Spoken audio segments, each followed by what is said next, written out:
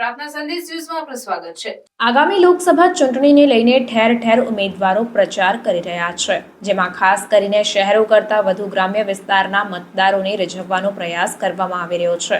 ત્યારે કેન્દ્રીય મંત્રી અને પોરબંદર લોકસભા બેઠકના ઉમેદવાર ડોક્ટર મનસુખ માંડવિયા ગોંડલના ઘુડશિયા ગામે પહોંચ્યા હતા, જ્યાં સ્થાનિકો દ્વારા આગ્રહ કરવામાં આવતા માંડવિયા તેઓની સાથે ગરબે ઘૂમ્યા હતા।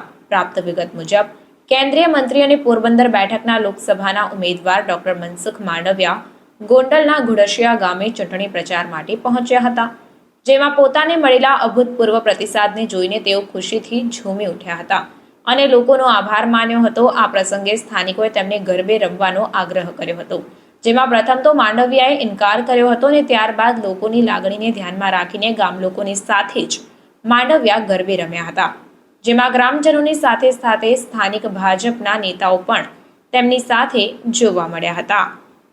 પ્રાર્થના સંદેશ ન્યૂઝની તમામ લેટેસ્ટ અપડેટ્સ માટે ચેનલને હમણાં જ લાઇક, શેર અને સબસ્ક્રાઇબ કરો।